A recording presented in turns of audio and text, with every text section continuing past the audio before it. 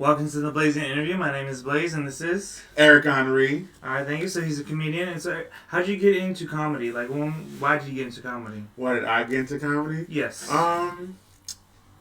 So I originally I grew up in theater, so pretty nice. much I grew up doing theater, and then from theater I went into like TV production, and then I went into like screenwriting, but I still didn't feel like I was doing like what I wanted to do as like I don't know. I just felt weird, and I just stumbled across stand up one day and fell in love. I guess. You found. What was your first set? Do you remember? I do remember. Okay, my first set. Do you remember the date? I do. Okay, so I just celebrated my first year anniversary. Yes. Date, what was the date? February, January. Okay, so you know how Facebook give you like memories, right? Yeah. It just popped up on my memory like 2 weeks ago. So it was like January, let's say 20th? Let's say January 21st. 21st? You just like the number 21? Yeah, I do. Okay, I like the number 21. Lucky. Alright, fair enough. So we'll say January 21, supposedly.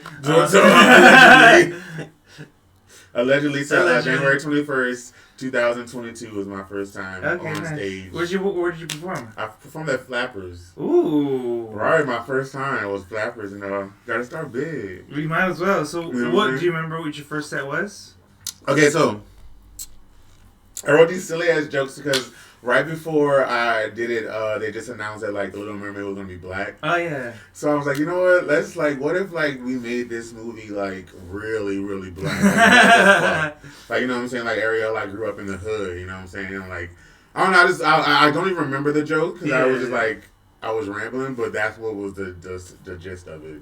That's impressive. Mm-hmm. That's actually kind of fun. Yeah. How did you feel about it? I felt good about it. You know. And obviously you haven't done it in a while.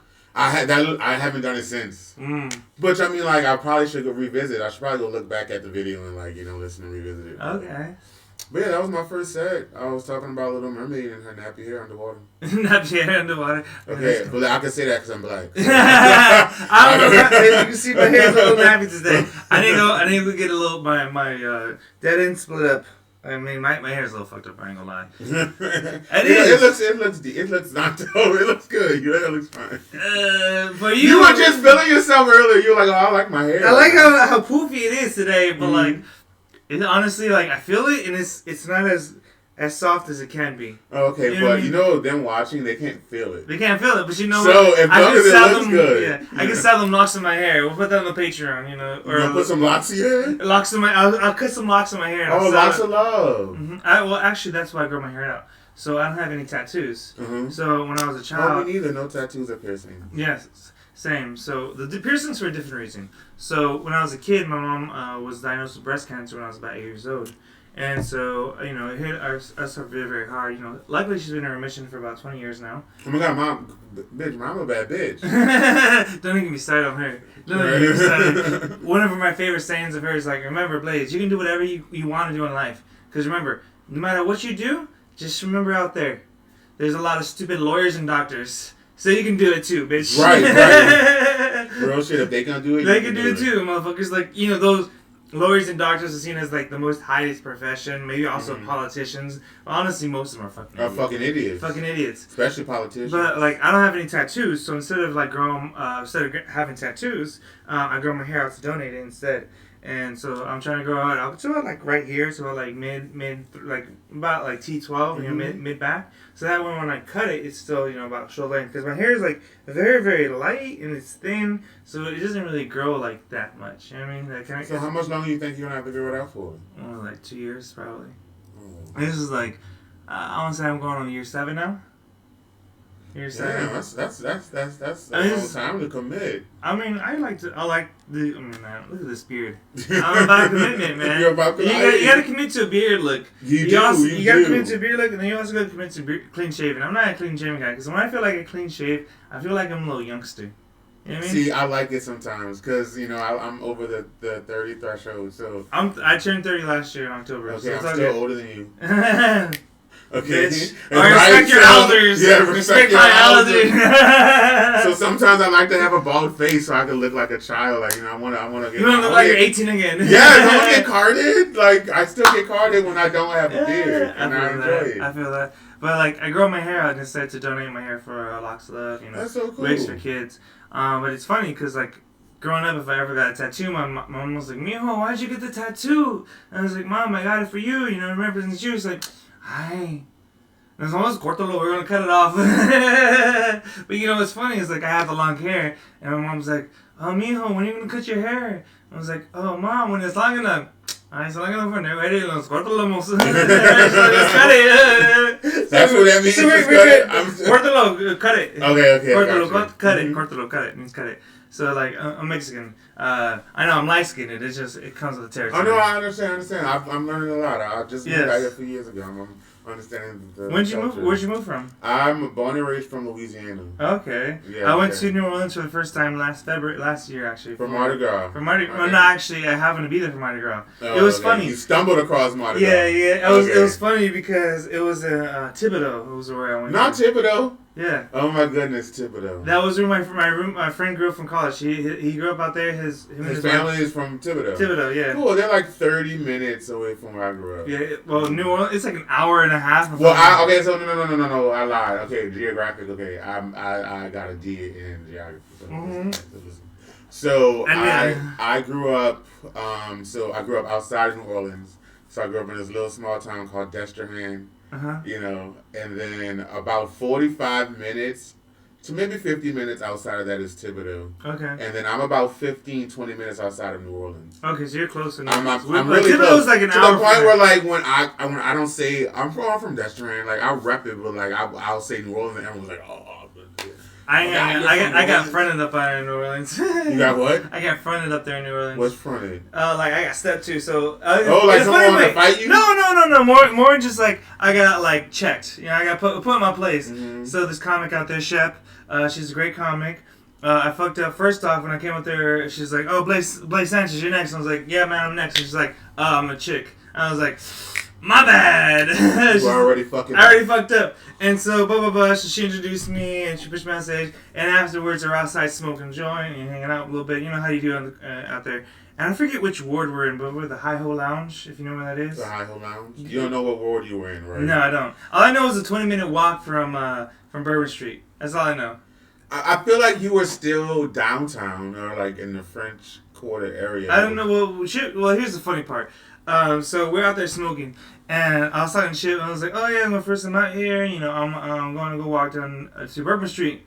And she was, "Oh, listen to Lil Wayne music, do you?" I was like, "Oh, I listen to Lil Wayne music. I listen to, like Father Like Son, Fireman." She's like, "Oh, you're gonna get raped right now."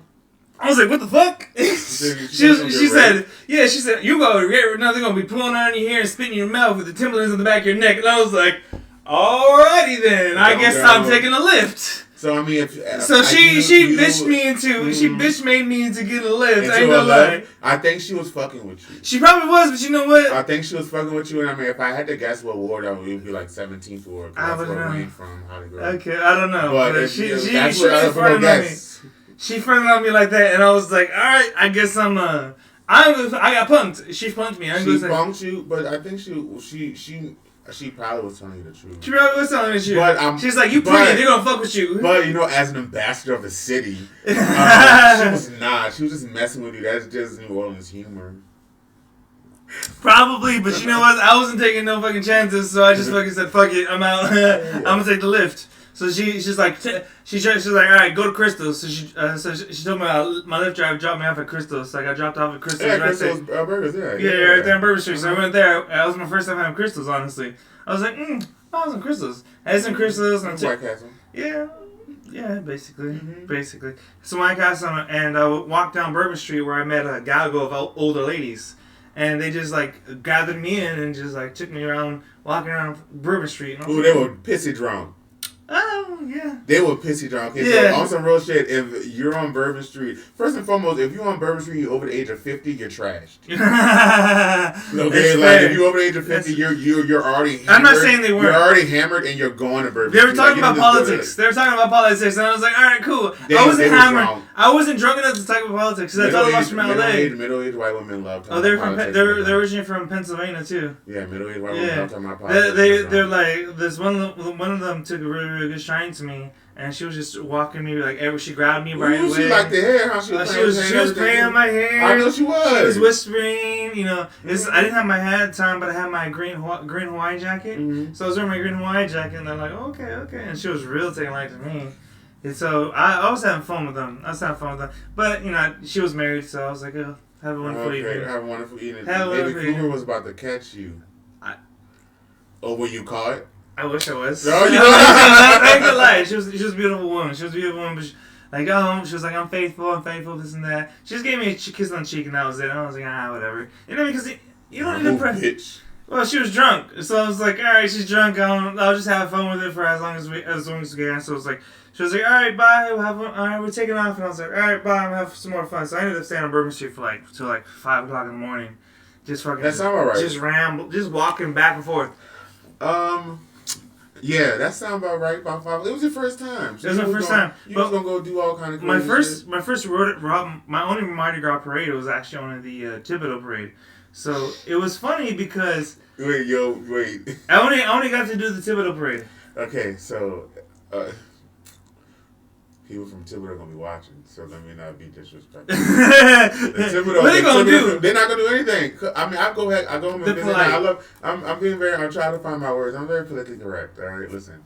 So, I think Thibodeau, even though it's a cute town, has a lot to offer. Uh-huh. I don't think you got the full experience of a Mardi Gras parade. I will say this though. I did realize how I didn't realize real segregation was until I went to Thibodeau, because even now the way it's set up, the south part of Thibodeau is like the black area, and the north side is the white area. Because that's all over the country. Well, that's but that, you know what I'm saying, that the other side of the track. Well, yeah, I mean that was like one of the times where I saw you actually saw it in real life. In real life, like it was actually white and black, like that way. Whereas like when I grew up, like I'm Mexican, so I spent a lot of time in Mexico. So I went to Puerto Peñasco, Rocky Point all the time as a kid. And for us, as a kid, I knew the difference between the rich and the poor area was when we went to the hotels, because there was the train tracks, and going up to the train tracks, it was all dirt road. You know, a lot of the houses didn't have roofs on top of them. They were just like bricks, and they didn't have no windows or anything. That's just how it was. And then you go over the train tracks, and that's the only paved road in all the city. You know what I mean? Right into to the hotels, to the resorts. Beautiful, warm, beaches. It's, soft water, soft sand. It's nice. You can tell like the difference between rich and poor. That's different for me versus seeing the real segregation of white and black. Race. Yeah, of a race. It's different. I mean? Yeah. That was a very jarring experience. Like even driving down from New Orleans to Thibodeau, because I flew in at night, and so I was driving at night, and it was just like seeing nothing but just like a house. No land, like just shrubbery, a tree, open land, no fences. Like out here in LA. Probably, and if I had to guess, if you left the airport and you drove to Thibodeau, you probably passed a lot of swamp. Yeah, a lot of just like open land, no fences. Yeah. No fences. The thing is, out here in LA, like there's fences. Like everywhere you go, there's fences. In New Orleans.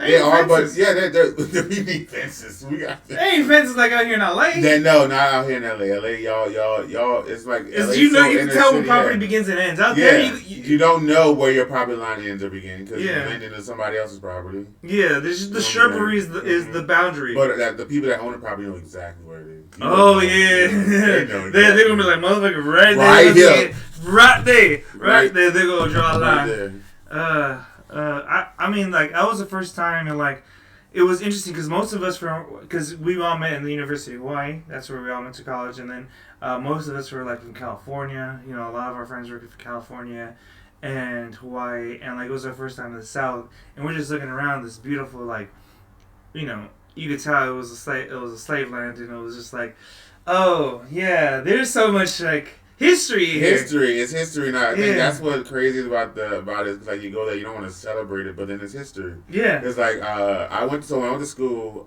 literally to go to high school every day, I had to like drive past 2 plantations on the bus. Mm. So I'm like, why did I bring that up? Oh my god. No, talk about it. I had a point.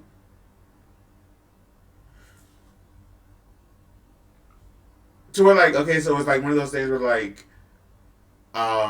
there's beauty in the darkness of the history. I'm gonna find my words. Now, don't be patient with me. No, take your time. It's hard. Yeah. So like, I know what you're saying. Where like the energy was like you like there was points where like you felt weird because like wait, this is like some really some bad history. Yeah, you can see the segregation. Yeah. I see like the old term redlining. Like here in LA, there's the term redlining where like people weren't allowed to like buy certain like if you're black, you weren't allowed to buy property in certain areas. If you're Asian, you weren't allowed to buy property in certain areas, and so on and so forth. Whereas if you're white, you can buy property wherever you want to. Right. You know, and that's redlining. Right. And if you were a black kid in that time area and you were seen in these white zoned areas, like the police would stop you and it's like, why are you over here? You know what I mean? Mm-hmm. Like, what you doing, boy? And this and that, and like it's documented, you know, through all those things. Yeah. And like I like, not that I like to, but I would. Understanding the history of like how things happened and how like segregation like really occurred was like really hard. Like living in LA, like especially in the early 2000s, like I went to Asian schools. Like I was Mexican going to Asian schools. Yeah, I mean like Diamond Bar. There's this thing in the late 90s, early 2000s, which is the further I would say Diamond Bar is the last city of LA County. You know, if you see the big map of LA County, there's LA. South of us is Brea, Orange County. East of us is Pomona. You know, what's Pomona area? San Bernardino. That's San Bernardino area. Legit, No. It's like you remember you got a D in geography. I got a D in geography. So it's like I grew up in such a mixing pot. Like seeing real segregation is like very eye-popping to me. Mm-hmm. You know what I mean? I totally understand. Yeah, I think I know what I was about to say. Yeah. Earlier. Yes.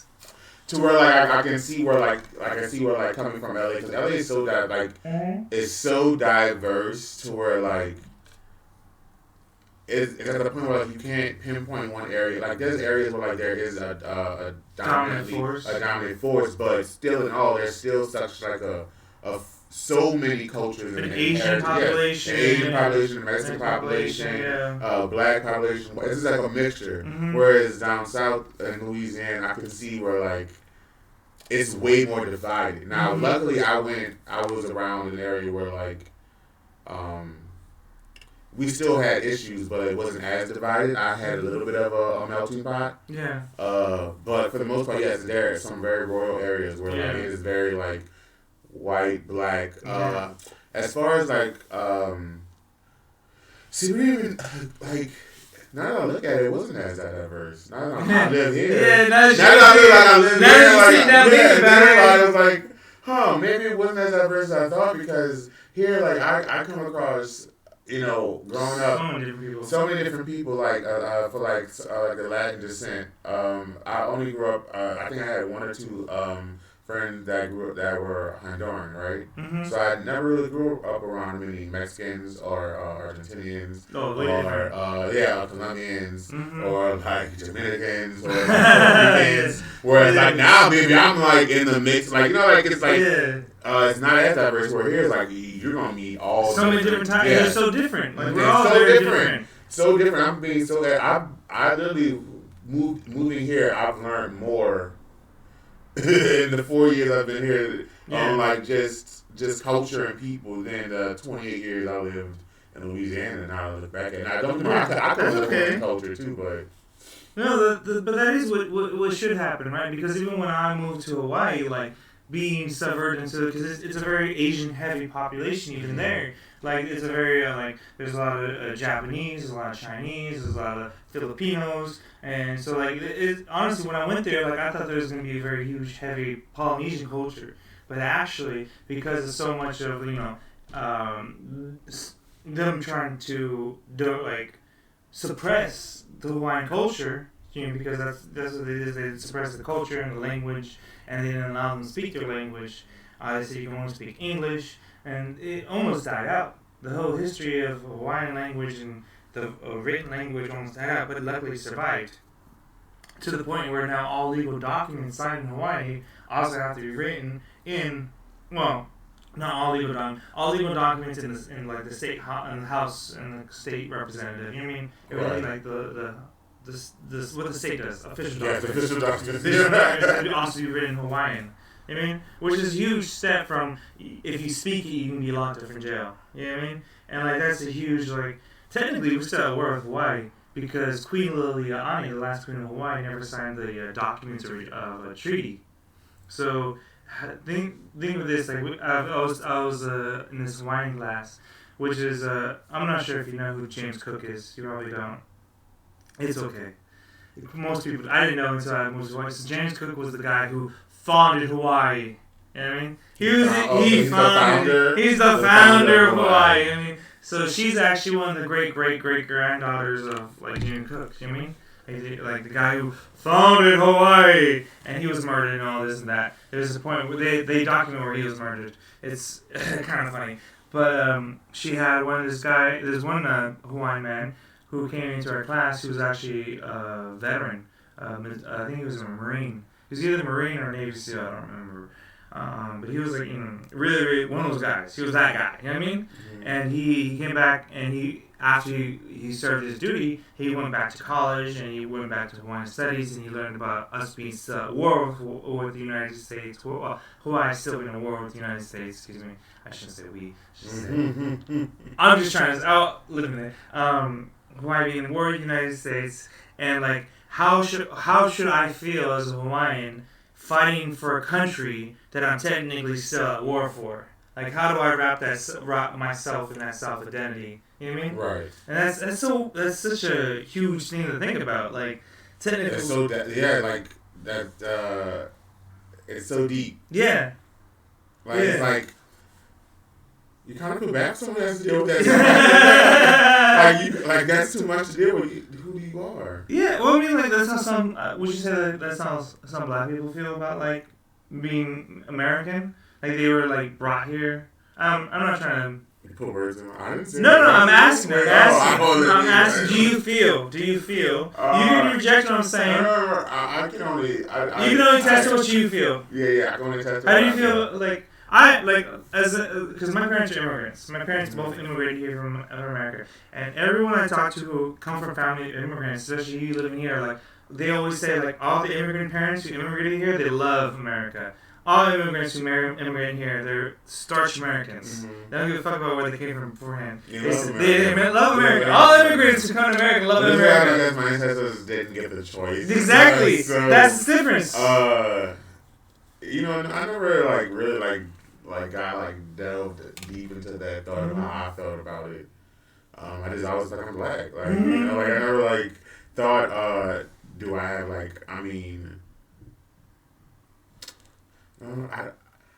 that's a difficult question. No, it's okay. It's I was with my profession, because you know I'm a massage therapist, right? You are? I didn't know that. Oh, okay. It's part of my routine. You don't pay attention to me. That's why I know that. Oh my God! I'm so you don't pay attention to me. I know you don't know. It's all good. It's all right. I do pay attention to you. I swear now. I swear the time I saw you didn't even talk about that. I don't think I did. I don't think you did. I've seen you twice. You seen me twice, and each time you did not talk about your massage therapy. Maybe. But so I do massage therapy, so I ask people about certain questions, like, do you sleep on your left side or your right side or your back? I sleep on my stomach. You see? Oh, that's the worst way to sleep. Then maybe that's why I'm like... Your neck's like, Oh, yeah. But I fell right to sleep.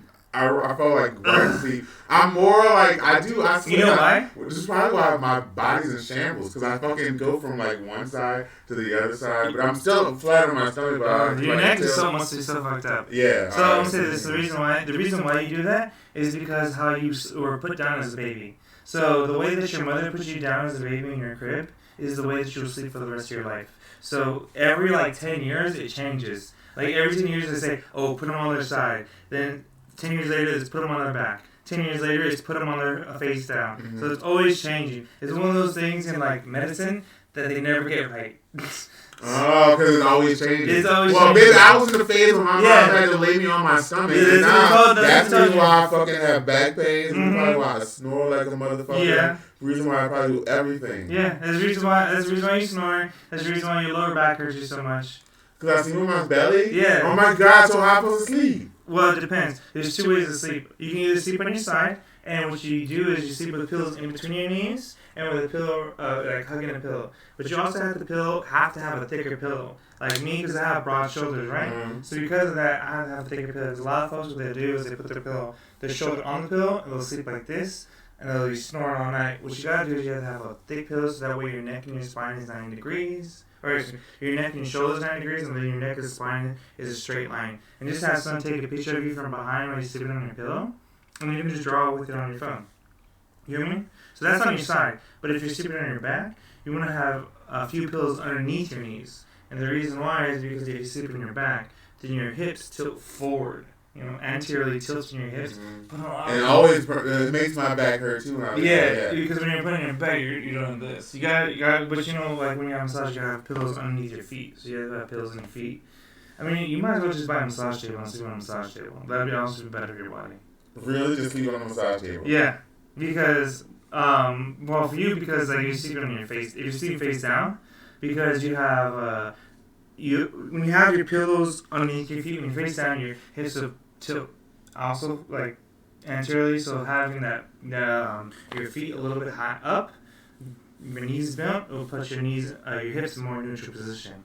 So that's what it's got to be. It's about keeping your body in the most neutral position as much as possible. Yeah, let me take my little notes. You should. You should. Okay, well, here's the thing. It's like being a massage therapist. I've been a massage therapist since I graduated high school, honestly. And I tell everyone this. I look at everyone's body the same way my mother looks at me when I visit her house. You know, she looks me up and down. She says, "Your hair's a mess. Your shirt's ugly. You need new shoes." I love you too, Mom. I love you too. Because I worked on thousands of different bodies. I walk in different body types, different peoples. They have different occupations. And so what I do now is I look for what's wrong, not what's right in the body. Like my mother, she only sees what's wrong. She doesn't see what's right. I'm scared to ask what you saw was wrong with me. With you? Well, physically, we can go down the line. Well, honestly... Wait, there's a line? Yes. We can start from, like, your jaw. Because I can already tell your jaw's tight. Then you also have a lot of knots in your head. The reason why I know you have a lot of knots in your head is because you have a big smile. People with big smiles always have a lot of knots in their head. Knots? Knots. Those have bumps in my head? Well, no, knots are... So the way I like to describe knots is think of your muscle fibers as if they're electrical cables. Mm-hmm. So we're going to put those cables inside a box, shake that box up, pull one cable out, and only that one cable wrapped around itself, but 20 other cables are wrapped around it. So... what you gotta do is you gotta remember, we're not just working on one muscle, we're working on the muscles that pull around it. Because a lot of folks, especially you, because you live in a world that's too small for you. So, you have a lot of upper back pain. I do have a lot of back pain. You know what I'm saying why? It's because your pec muscles are actively pulling your shoulders forward, but your upper back muscles are passively being pulled. I call that the screaming child syndrome. So when you have two children, you pay attention to the one that screams the loudest, not to the one that took the toys away. So I should always do like that. Well, no. Wait. Back. Mm-hmm. Down. Oh. Oh. How do you feel it? Oh. Right there. More there. But you're still not even as far back as you right as I can go. What's going on? So that is because of how you grew up. Okay. So, Mom and Dad is all your fucking fault. It's your fault. Oh. Well, no, it's society's fault. It's society's fault. Yes, because you know what? We live in a world too small for you. So when you're cooking like this. When you're driving like this. You know, when you're on your cell phone, eating, writing, doesn't matter. You know, if you're at the computer all day, you're in this position all day. So you gotta pull your shoulders back and on. You know, I tell everyone you need to stretch the minimum at least 3 times a day. You know. I'm gonna stretch myself out. You'll be self-conscious for like the next 2 days, and then I'm for a week. But that's how it is. More than 2 days. That's how it is. It wrecked my soul for about a week. Not only am I going to be self-conscious about the way I sleep, now I'm like, man, my muscles aren't doing it. That's just your shoulders. We haven't even talked about like your jaw. Yeah. What's wrong with my jaw? Look how tight you feel how tight your jaw is. Okay, but like, what's wrong with that? So another effect is because when you're hunched over, as you can see for the audience, let me show you this. when you're hunched over, your neck protrudes forward right here, right? So as you can see, as your neck protrudes forward, the only thing holding your head up are these neck muscles right here. So you gotta roll your shoulders back. Now, see as you see as I roll my shoulders back, the weight of my head is all. Yeah, you my jaw. All that. Oh, Just put it right there, right here. You're scared as much as you're sternocleidomastoid muscle right there. I just gotta look at the way you stand, and I can tell everything that's wrong with you. That's not cool. What do you mean it's not cool? It's cool, but like, all right. I don't know if I can take any more criticism. Criticism? It's not criticism. It's just observations. You basically letting your mother. This is what I'm trying to say. It's like if you ever become my client, I'm basically your mother and you're my child. Okay. This is my abuela's grandmother. I treat everyone like I'm their mother. You know what I mean? I look for what's wrong, or don't look what's right. Yes. So you got to theater in high school? So I've been doing theater on some real shit. I've been doing theater since I was like 8 or 9. But because growing up, I really focused on football. Well, my family really wanted me to focus on football. I mean, look at you, motherfucker. I know, right? Look at my you. Family really wanted me to be You fucking like what, 6'3", 6'4"? I am 6'3". You don't have to. You have a pound. Yes. You're 6'3", motherfucker. Even if you stand upright, you're gonna be 6'5". Yes. Okay. So I'm 6'3", and in about a few months I'll be 6'5", because I'm taking my posture. I played football, so I focused a lot on it, but I did theater in the background. That's cool. 2005, Hurricane Katrina came. Okay. And I'm asthmatic. I'm asthmatic. I smoke weed, but I am asthmatic. Blunts. But I'm asthmatic, and I guess after the hurricane, the air was just polluted, so I couldn't even be outside to like do any sports, anything active. So I quit football and really focused on theaters, and that's when I went full time into like theater. I did theater in high school. I did theater in college. What college you go to? I went to the University of Louisiana and Lafayette. Okay, that's a nice school. Yeah, it's Is it Raging Cajuns? Look at you. Well, yes, I was a Raging Cajuns. Cajuns. Look at you. I was a Raging Cajuns. I know a little bit. I ain't mad. When you pulled Thibodeau out, I was like, oh, he knew some shit. I know a little bit. I know a little bit. So I went to ULL, and I did theater there, and TV production at the same time. So like I just really went full force. My major was mass communications. My minor was theater. Okay. Well, what was your plan after? Like when you were going to high school, what was your plan? My plan was always to move to LA and be a star. I've always known my destiny. I've always known my destiny since I was a little kid. You could ask 8-year-old Eric, and Eric would be like, "I'm going to be a star." Bitch. You know what? I knew from a little kid. Like, I knew. You're the sun, because when you walk into a room, you brighten it up and it revolves around you. I know that's fucking right, but I'm taking that shit. I'm the You sun. wish you could. You wish you could. That's me. Because I already have it. Yeah. That's my saying. It's one of my. Oh, that's already your saying. It's one of my many blazons. That's one of your many blazons. Okay. I say like I'm both a frosted flakes. I'm more than good.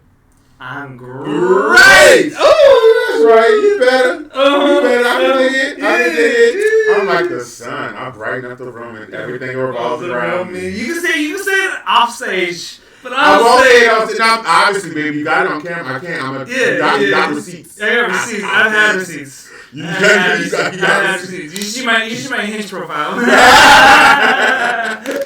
got receipts. I get receipts. You see all the bitches out there. They hear all that shit I say on stage. I say to them first. You run your jokes to them first. You know, I have a few of them. Like my intro. Whenever I match with someone, my intro is always the same thing. It's like, "Hi, my name is Blaize, comma, but all my friends call me guacamole, period, because I'm always extra."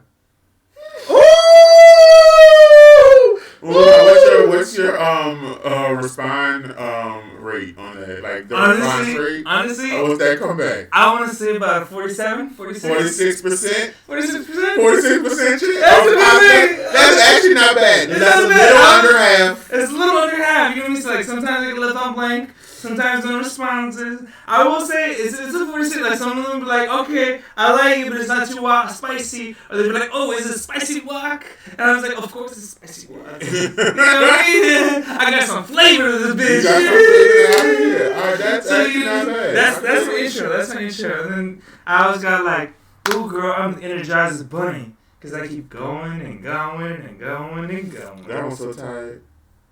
It is so tired. That one be used so much.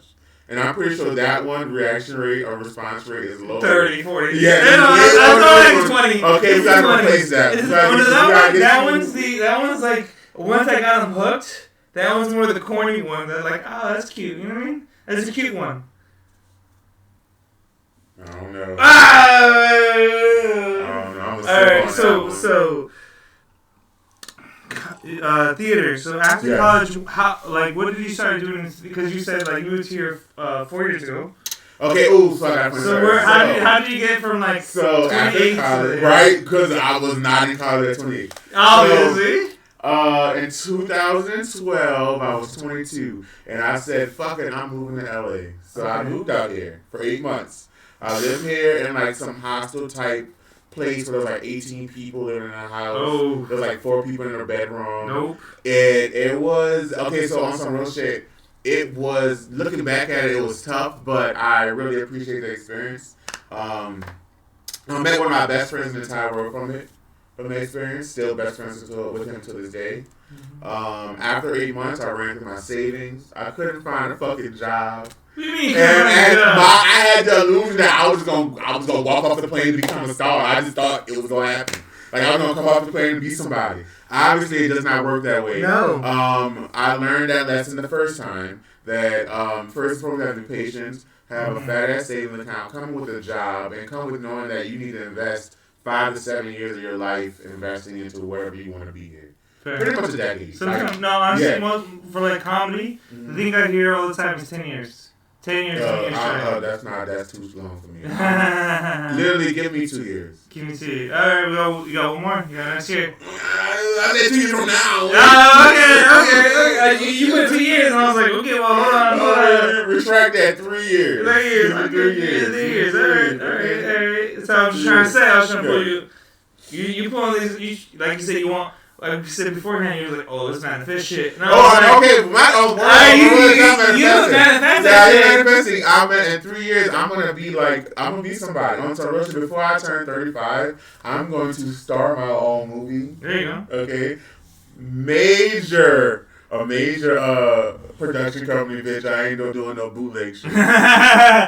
No independent shit. I'm doing yes. Now was it Sundance Festival? No, it can go there, but it needs to be a majorly wide. I got it. Listen, I see it. So you came here for 8 months. Your savings ran out, and then what? I had to go home. I had to move. Like the landlord of the place I was staying was like, at this point, I haven't paid rent in like 2 months.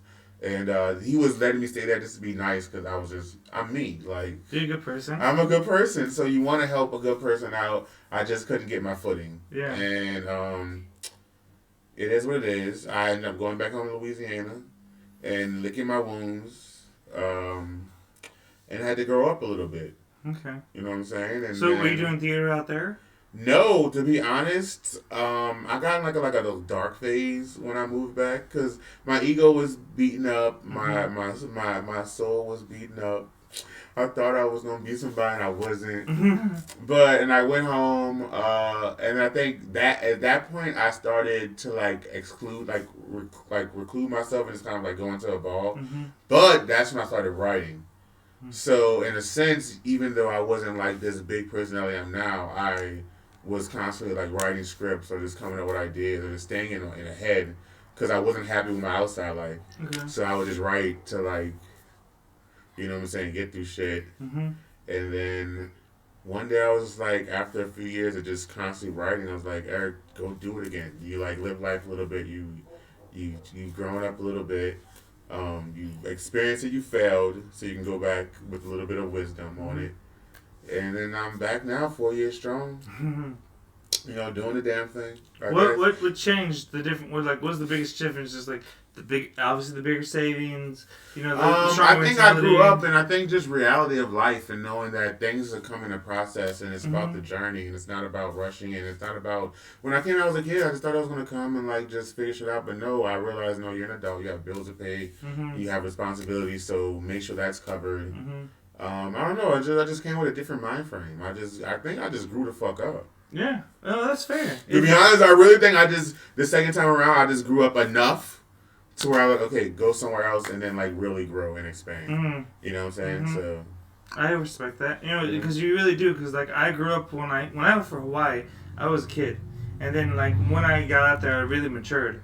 Like I was out there for 4 years. I really learned who I was as a man. Came back when I was about like 25 to LA, and then like I really started getting footing and really trying to like understand like who I was. Like I grew up east of the 605 freeway here in LA, so like I have this saying: when you live east of the 605, you don't go west of it. When you live west of it, you don't go east of it, because there ain't no reason for you to. I mean, it's just that fucking far. That ain't fucking far for you, motherfucker. Like, what the fuck you doing? Like, it ain't no reason for you to be there. And so, like going in that way is like. I really learned like a lot about myself, like having to learn who I was as a person, you know, because you don't have like the family to back you up. Like when I was in Hawaii, like the closest person to me was a 5.5 hour plane trip away. Like I knew nobody. You know what I mean? Same here. I came here. I don't know. Literally, the closest person was fucking nobody. Yeah, you knew nobody, and you like honestly, the first night I wasn't by myself. I had one night by myself in the hotel room. I was about 21 years old. I had a panic attack. Because that was the first time I was by myself. I was like, bro, like, if something happens to me, like, it's going to take my parents days to find out. You know what I mean? If anything bad really happens, it's going to take some time for them to figure out who I am, contact my parents, them to get a plane ticket, them to fucking get to me. Like, it's going to take them at least 2 days to get to me. You know what I mean? Even if I was, like, they knew who I was right away, like, it would still take them at least a day or a half to get to me. Right. It's hard, man. It's hard. And, like, growing up, like, realizing like, oh, there's nobody there. It's like it's a slap in the face. Like how did that feel like to you? Like your first time out here in LA, like being by yourself. Like how did that feel? It was good and bad. Like you finally get to put all the stuff you learned to test. So like I was excited to be on my own and be independent. I think.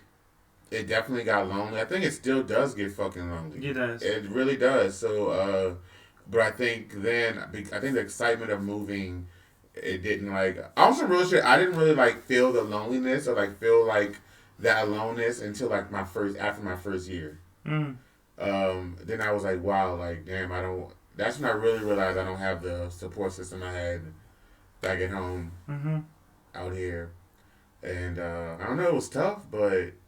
I don't know, if you really meant to do it, you fight through the shit. Yeah, it's a whole emotional. It's an emotional and a mental thing you gotta do, and I mean, I don't know. You just gotta know your purpose and know that you ain't doing nothing for no reason. So. Yeah, that's true. Like you said, like you were in those years that you were back in New Orleans before you moved back here. You were writing and like you were training and practicing. Like, what were you mainly writing about and you know, in the cauldrons about, like to say? A lot of the things were just mainly like expressing who I am, I guess, because I wasn't able to express who I was yet. So I would use my scripts or my stories to like be an escape or like another life, if that makes sense. Yeah. I mean, I know. well, I took. And there were comedies, and because obviously I'm a funny guy. And it was just to make light of anything. Like I guess I was going through in the dark light. It was just let me write about this and make it funny. do you have, what's your favorite script that you've written ever so far? Like, what's your favorite thing? I mean, I love everything I write. I was kidding. So I actually have 2 scripts that I wrote, but I don't be like out here telling my stuff. You know what I'm saying? Yes, okay. But then, no, I have multiple. I have a lot, but there's 2 that I'm actually very proud of. There's one that I wrote, and I have a friend who is an animator, and we wanted to come together and write a feature film that's animated but for adults.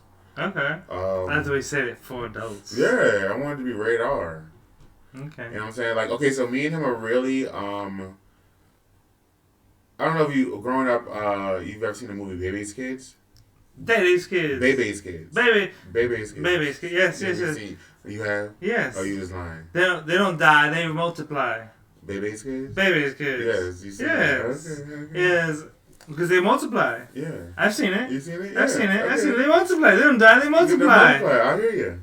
So we're really inspired by like that movie and like just movies that are like that make you feel like a kid but it's still adult. Yeah.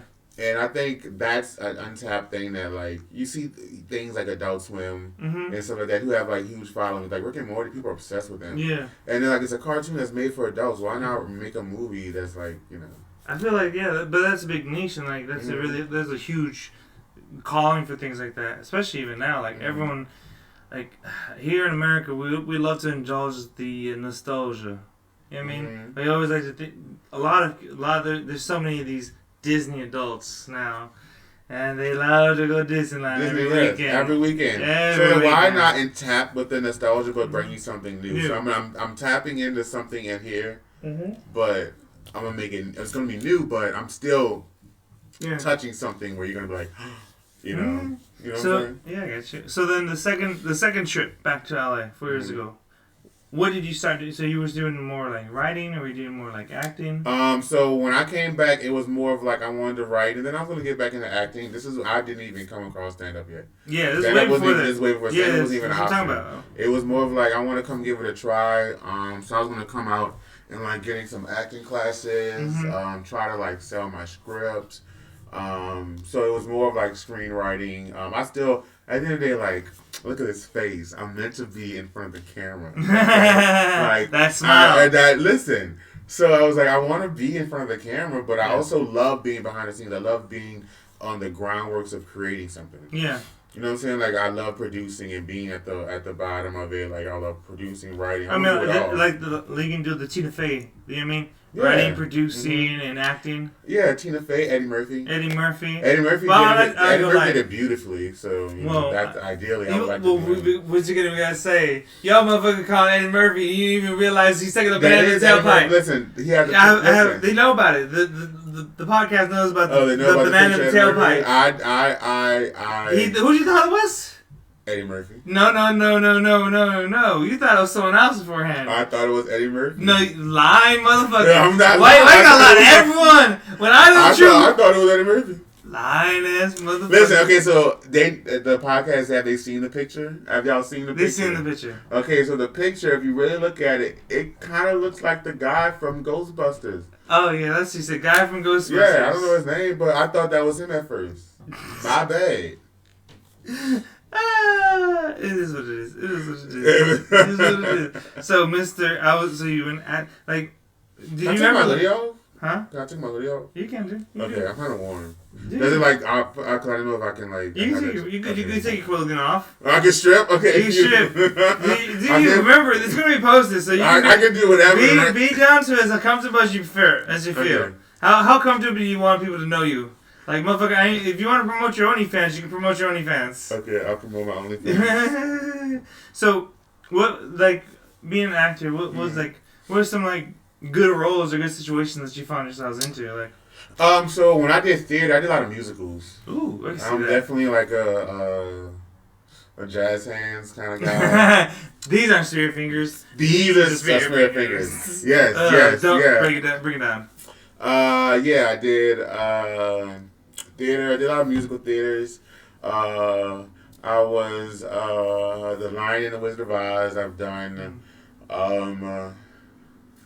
Seaweed from Hairspray. Are these out here in LA or are these also in... No, these are in Louisiana. No, that's fine. I haven't done any theater work in LA yet.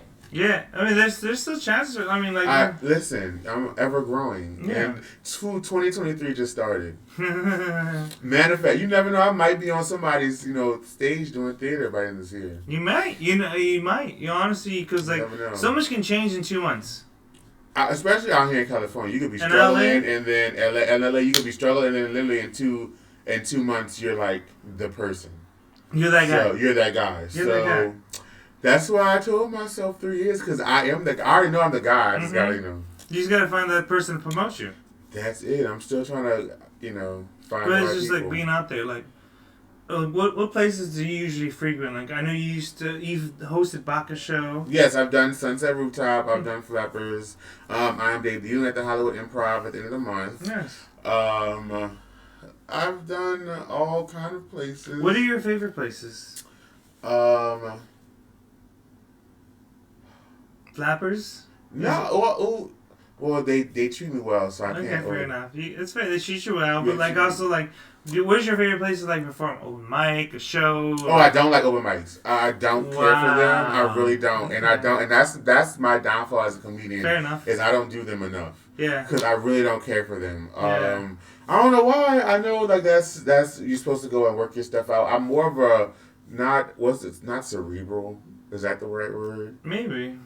I'm more of like I'm more perfect like instead of me just going and work something out, like I'm perfecting it like in your mind. Yeah, like I'll write it over and over again until like I get it to where I want to say it or do Okay, it. so you're more of a writer. Yeah, and I need to I guess, do more mics. Yeah. But I love big shows. I love the bigger the audience, the better. It makes it much funner. Give me a big, fun audience who likes to laugh. Because, I mean, you perform in audiences where...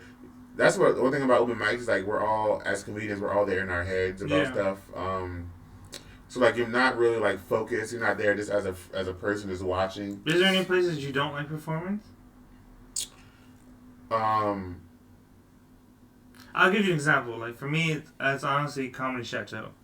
Like, the venue is beautiful, but because of the owner, Felix, like... You don't fuck with it? Okay, so I have a show there this month, too, on the 16th. I guess you... I don't know. Okay, so, fuck. Okay, so we're going to be real, right? I've talked about this before. But I also, I won't be booked sometime. I might want to book the room there. I don't want to talk too much shit and burn a bridge. He ain't gonna find out for another few more months. Okay, that's cool. That's perfect. So, yeah, I auditioned there. You can tell this is like, it's there for him. Like, it's not like, you ever met someone who's like living out their dream? And I think he can't be like some big old comedian. So, like, he brought this place and he's just like, I don't know, like he's just living his fantasy. Through everyone else. He is living his fantasy through everyone, which I'm learning a lot of people do in LA. Yeah. You know that, like, how he treats comics, especially, like, female comics? I mean, the way he, like, treats everyone, the wait staff, like, there's a reason why if you go there every yes. Sorry. You finish and I'm going to talk, because I do have a story. Go ahead. The way you were talking, I noticed he talked to some people not the nice way. Yeah. Because, they had this guy working the sound, and he introduced a comic, and then he came off the stage, and I was in the back for my audition. I was sitting way in the back, just chilling. And so I was by the soundboard. So he comes back, and he goes into this dude because he didn't raise the volume up loud enough for him when he, entered the room. So I was like, wait, you're mad at him because the music wasn't loud enough for your intro. So, when he came out and wanted to clap and, get the audience hype, the music wasn't loud enough. Yeah. And so, instead of, doing whatever, he went to the guy and was going off on him. He was like, you don't fucking, he was just talking to the dude reckless. And I was like, wow. Yeah. Yeah. And that's the reason why I don't like the Chateau is because of Felix and the way he treats his staff, the way he treats, the comics that go there, the way he treats, just everything, the way he treats everything about comedy, the way he treats comedy and the art. He was nice to me. I don't want to talk that shit. He was very kind. He's a nice guy. He was nice. If you don't cross him, or if you're not, But the thing is, the fact that he calls the side room the Felix room after himself. It's a little narcy. It's a little narcy. Medium narcy. It's like Chateau. I like the haha more. I like the haha because it's such a '90s vibe. You know what I mean? How they have the brick background. Yes. Stuff. Yes. Oh, I love it. Sunset is fun. It is fun. It has its moments. You know what I mean? Sunset's fun with the right crowd, and the right leadership. Because there's been times... Because I can turn a good show at Sunset. Yeah, but sometimes, with Sunset, it's more about the host sometimes. Just as you talk about my back is, hurting. Yeah, I know. That's the thing. That's what you do. There's going to be, 50, 40 people right now, watching, fuck my shit. My fucking back. And then we'll be like, oh, fuck, my neck. Right? My jaw. My jaw. My jaw. You feel it, huh? Yeah, I know what I do. It's like your repeat customers. See, the thing is, you got to tell people their flaws, so then that way they rely on you more. Oh, when you tell them their flaws? Yeah. Oh, that don't work. I don't know if that works all the time. It does. You mean you know why? Because I offer solutions to the flaws. To the flaws. So you're gonna tell me my flaws and be like, I can fix it. Yeah. I'm gonna tell you the flaws, and I'm gonna say, here's how we fix it. We gotta go through at least once a massage a month. If not, once. I tell you, this is the plan. You go once a week for a month, then you go every other week for about 2 months, and then you see if you can go for 3 weeks for like a month and a half. You know what I mean? So you know 2 or 3 months, and then after that you try and do it once a month. That's how you keep a recurring client. Because you tell them there's a plan. If you don't tell them there's a plan, he just told y'all all his secrets. No, I tell this to my clients. I tell my clients all the time, and it's the truth. I was like, this is the plan. If you don't give them a plan, and you don't tell them, and you don't say like we do this so that for this time, because here's the thing is like when I tell my clients is like if you want to get better, the more frequent but less amount of time I see you is fine, but the less frequent in between each session, that means the longer session we have to have. Mm-hmm. Does that make sense? That does make sense. Because I'm seeing you less frequently, so right. So have a longer session. Yes, but if I'm seeing you more often, then I just need to see you for the less like the hour session. I got you. And that's how because it makes sense because like, what is your health goal? That's what I tell my clients. And your health goal dictates what you want to do and how we're going to proceed with our healing lesson. Because I tell my clients is, I'm a therapeutic therapist, not a spa therapist. I'm going to train you and teach you about your body. See? Now look at you. You're like, damn, I got to come back for next session. Or I'll just come back to the podcast and learn more. You can. I do sprinkle a little bit of massage stuff in here, like Demaria. My last guest actually was also a massage therapist. He's also a comedian. So that's how we met. We met through comedy, and then he talked about his being a massage therapist. I said, "Motherfucker, you me when I'm older, like 10 years." And he started laughing the hardest. Oh, he's an older guy. He's older than me and you, so older than That's good. That's good. And I like how you said older than me and you. But old, he's not that old. He's not that old. But he talks about his age. But the thing is, like, the older I get, the less I care about my age. You know what I mean? Oh, I care. I don't. You're just so vain. I'm not vain. I might be vain. Yeah, you vain, motherfucker. You care about your numbers. You care about your numbers. You know what? I care about how I feel. I don't care about my numbers. I don't care how much I weigh. Well, my number makes me feel. Numbers affect. If I tell people I'm 23 and they're like, "Oh, cool," and they believe me, it makes me feel good on the inside. I ain't gonna lie. If you told me you're 23, I was like, "Damn, motherfucker's old 23." I look good. I look like I'm 23. Old 23. An old 23. Yeah. I'm 28. Okay. How about now? Yeah, it looks about right.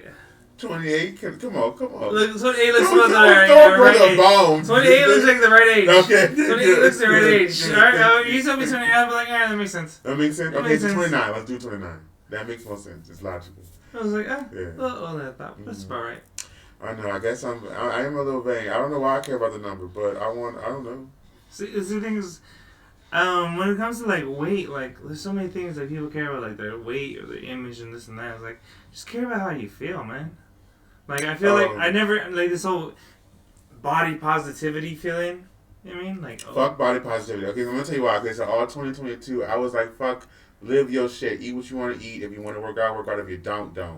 But at this point, my joints are hurting. My little belly's hanging really low, so fuck body positivity. I'm in the gym, I'm eating better, and I'm drinking a lot of water. Okay, next time I'm on the podcast, I'm gonna look way thinner. Okay, just saying. Because I was all about body positivity. Because I mean, you should be happy, live life, eat, and if you feel like working out today, work out. If you don't force yourself. It just so happens I don't like working out every day. It just so happens I took a whole year off. But I'm back. You know what I'm saying? But you're right. The number, it shouldn't matter about the numbers, about how you feel. But I do feel like my body getting sluggish, so I do want to, like, I feel that. I feel that. It's about how you feel, honestly, at the end of the day. Like, you feel like you're bad, then, like, do things to help you make you feel better. You mean, eat a little better, do a little more exercise. Like, I'm not about this thing like, oh, you have to be this size. You gotta look like this. I'm like, look and feel and be however makes you feel most comfortable. You know what I mean? Because I prefer thicker women. Like, I'm not into these little stick figures. You want a woman with body. I mean, when I hit it, it hits me back. Like, bam, you're like, whoa. I with the one chick right now. I really like her. I tell her this, like, girl, you ain't got a one-hand booty. You got a two-handed booty for one cheek. Like, you got so much cheek. I need 4 hands for your booty. For your booty, both cheeks. You know what I mean? I gotta have 2 hands for each cheek. That's how big her booty is. And I'm like, that's what I like. You know what I mean? That's right. I prefer that. Like, I'm not into these little girls with like these little like tight small booties. Like, it's cute, and I'm like, I want something when I hit it. It's gonna smack you. It's gonna slap me in the face. You hit it, it's like boom. It's like, oh wait, you got a black eye. Yeah, I mean that she hit me back. You know what I mean? That's me. Some guys prefer those little things. You know what I mean? It's I guess it's the guy. Can I have a little more drink? Wait, no. You can. Okay. You can. I'm just okay. like. Wait. You can. I don't know. This is my first podcast. You can. I don't know if I can stop the podcast. No. We're not stopping the podcast. We're just gonna. As I leave, you just have to keep talking more. I do. You do. You have to keep talking about So I was talking about my girls. So obviously you're more into guys, right? Yeah. So what are your type of guys? So tell me in the audience, like, what are your? I'm modest. Are you single right now? Stop. I'm modest.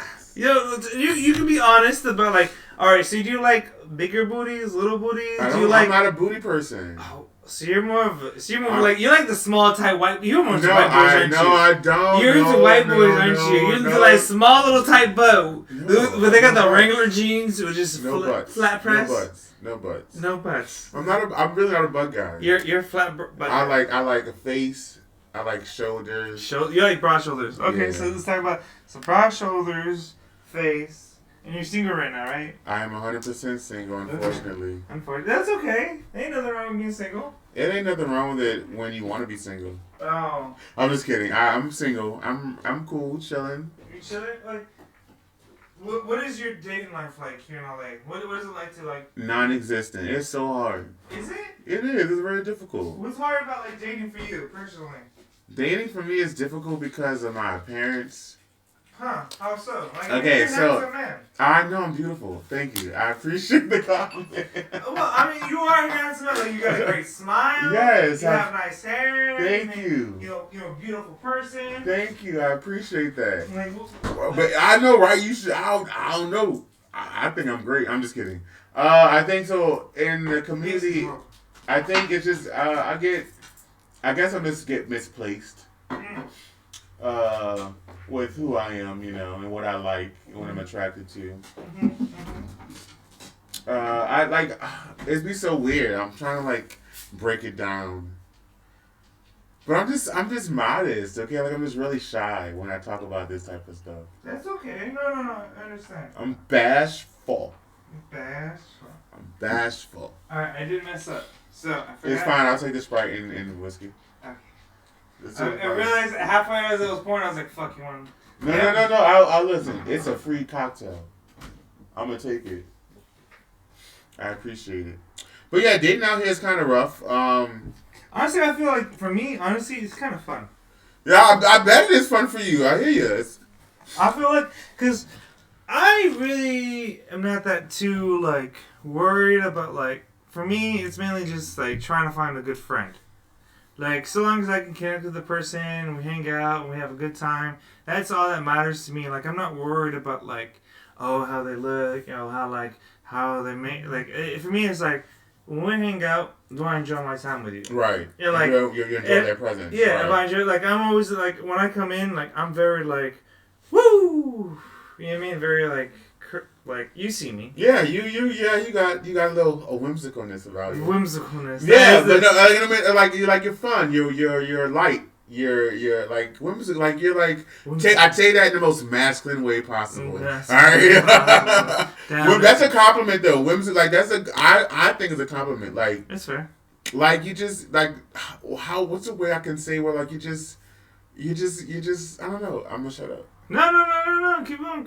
I appreciate it. Keep going. I feel like I stumbled on my words when I said whimsical. No, I like the word whimsical. That was so fun. Like I took the testosterone away from you a little bit when I said you said took the testosterone, like my balls got a little smaller. Like maybe I should find a better word. Whimsical. Like, whimsical is a good word, though. Huh? It is. And I really like the word whimsical. Because it's so whimsical. Yeah, whimsical. Yeah, of a word. And I think there's strength in that. Yes. I like the word. Uh-huh. It's just the way you said it. Like, you're so whimsical. It was like, okay. Because it's like, you're like, what's your sign? I'm a Libra. You're a Libra, really? Yeah. Shut the fuck October up. 5th. Okay, then I You're the monkey, 92. I'm the monkey. You're the monkey. You're the monkey, 92. Yes. That's when you were born, 92. I was born 92. All right, you want to know what sign I am? All right, what's your sign? I don't know, guess. I don't know this shit. Oh, you don't know this I'm not a white girl. Oh, you're not a white girl. I'm not a white girl. I'm not gonna be like, oh my god, like, you're such a Tara. A Taurus. Whatever. That's how much I fucking know about this movie. Right. Like, what the fuck? A Taurus, Tara? Like, Tara plants, right? A Taurus. Taurus, whatever. Taurus, a bull. Mm-hmm. Okay, no, I'm a Cancer. That makes sense. How do you do it? I'm just fucking with you. Or are you? Or do you know a little? Nah, I don't know enough. I don't know shit about it. Like, I have one joke about astrology. And my joke about it's two jokes. It was, oh my god, you didn't come back yet. Well, it's alright, It'll fix itself eventually, hopefully. I don't know. So long as most importantly for me is the audio. But I have two jokes about astrology, and they both go back to each other. First one is, when was the last time men cared about astrology? I know I did this joke in front of you. That was when I was in this joke in front of you. I know for 100%. 100% you did this one. Yeah. 100%. When was the last time men cared about astrology? December. Alright, I saw you. When you saw me, it was December. I know that for sure. It was at a bike show in December. Mm-hmm. But, it was last time men cared about astrology was 2012. 2 reasons. The world was going to end, and they can blame it on the Mexicans. You remember? Because my calendar was going to end. So they was like, the Mexicans going to put the pause on this. Yeah, that was last time, man. That's last time, man. Cared about astrology. And honestly, like, the only other thing, like, men care about astrology is, like, let's be honest. Like, Joe Rogan is an astrology for men. Like, men are waiting for astrology. He really is. I can't stand that man, but he is. When I say I can't stand him, when I say I can't stand someone, I don't really dislike them. Like, they evoke something from me. So there's days where, like, Joe Rogan, like, I'll be agreeing with what he's saying, and there's other days where he just pissed me the fuck off. That's fine. Like, that's good. That's what he wants. That's what he wants. So, I appreciate that. I appreciate that. So, like, for me, when I say I can't stand him, it's like more of I can't stand him because he really do get on my skin. But there's times I do fuck with him. Yeah, he say some real shit, and there's times where like I'm just like, okay, you're ignorant. Yeah, that's fair. And I agree with you 100%. And I believe this. Like, I want to confront someone on what they believe. Like. Example, you don't have to. Oh, what's going on? Sorry. This belch. I have it all the time. Don't worry. So, like, for me, like, I had tuna for lunch. I'm sorry. You're fine. But like for me, like examples, like for me, like I believe in Black Lives Matters, but I don't believe in the organization of BLM. Does that make sense? So I believe in Black Lives, the movement of Black Lives Matters, but I don't believe in the organization of Black Lives Matters. Does that make sense? Because it does. Because you've heard of a lot of the controversy with yes, and a lot of the people, and like, and with me, like I understand like the movement, the saying, and I agree with it. The whole, right. I believe you're saying the organization. The organization. I think. Because it's a very divisive fact. You bring shit up and like you put me in a spot where like now I'm like people gonna be watching like Eric you on here. Eric, you hear from the population. You hear from the people. You hear from the people that don't say nothing stupid. But these, I ain't gonna say nothing stupid. What I'm saying is like as a Mexican American, like for me it's like when the whole Black Lives Matter is going on, it's like Mexican lives matter as well. You know what I mean? Asian lives matter. You know what I mean? Like especially now this whole like the whole like there's been a lot of hate crimes against Asian folks. You know what I mean? And like I also like lived in a huge Asian community, and I've seen like a lot of hate crimes against Asians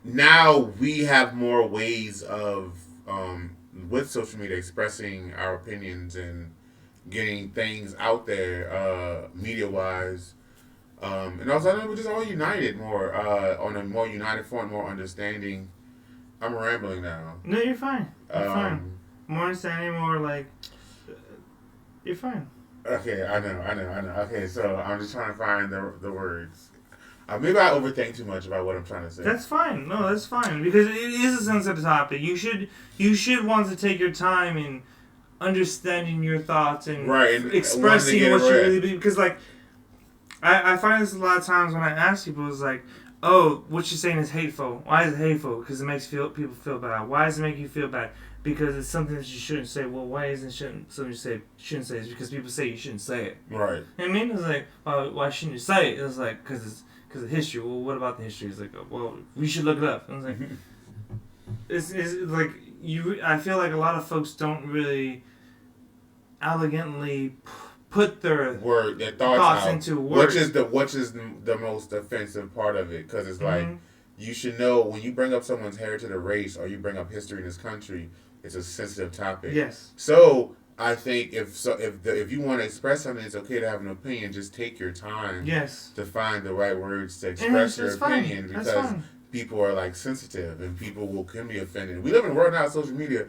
It's like they're gonna be half the people gonna be Eric's right. Other half gonna be like fuck Eric. Fuck Eric. Other half I don't even know what the fuck he was saying. So it's like you're never gonna appease everyone.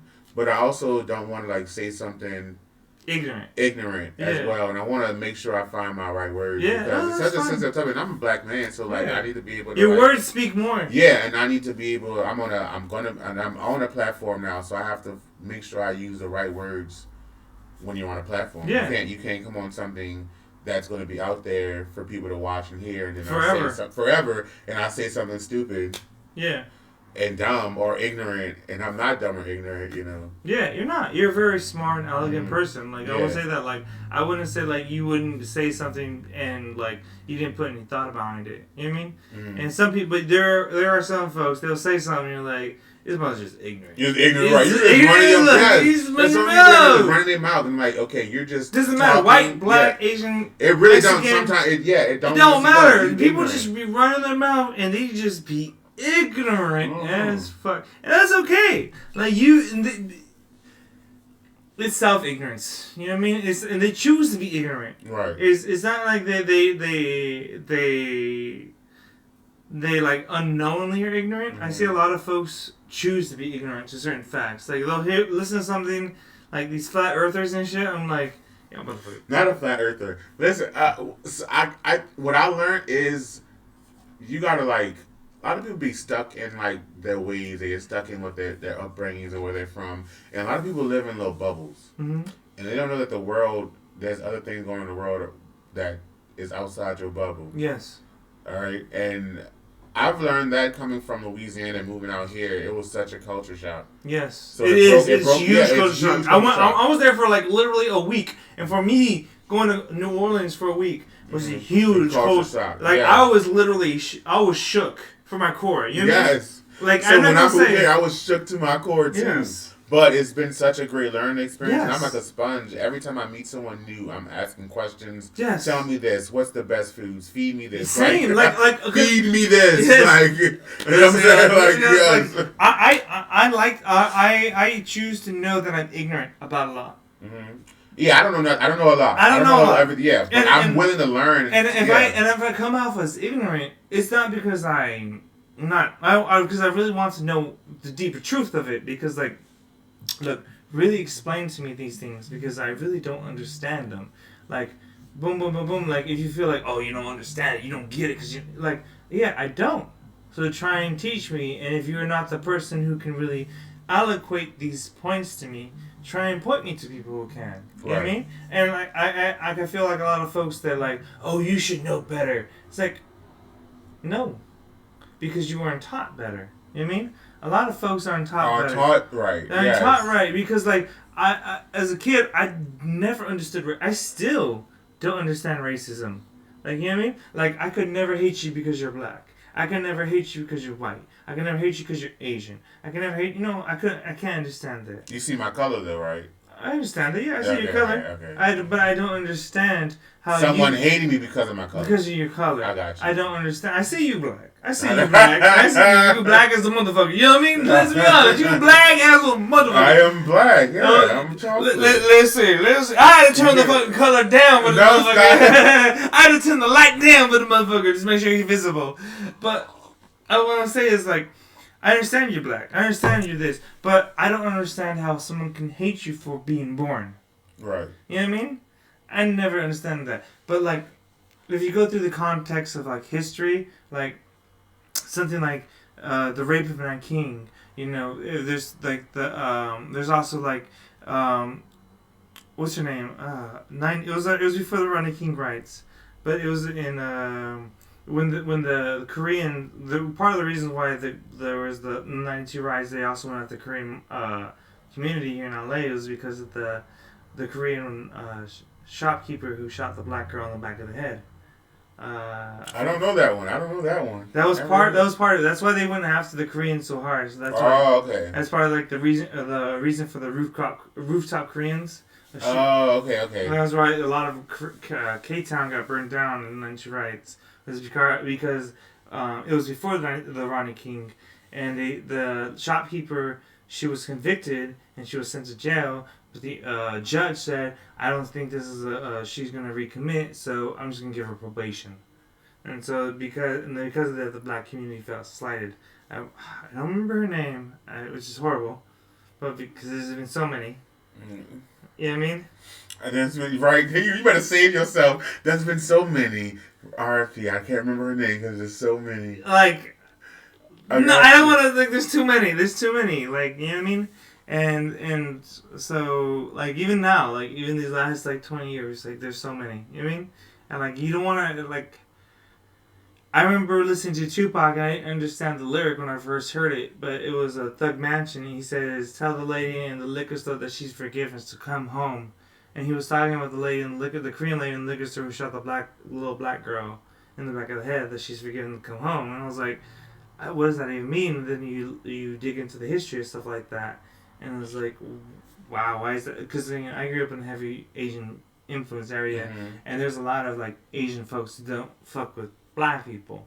Like they really, really don't like fuck with black people, and like and there's those that really fuck with black people. Yeah, there's some that don't. There's some that really do. Yeah, some that really do. Like there's this whole thing. Like one of my favorite rappers, his name is Watsky, and he said in one of his favorite one of my favorite things is called Colorblind.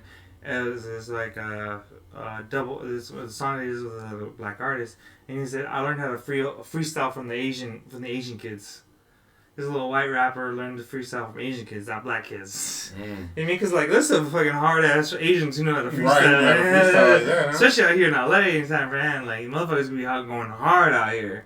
Yeah, they breed the Asians. They breed them different out here. Well, are there even Asians in Louisiana? Yeah, we are a little bit. They ain't thugs. How many Asians do you They ain't thugs. There's some thug ass Asians out here. There's thug ass Asians out here. They are not thugs. No. I had a few Filipino friends. Those are different Asians.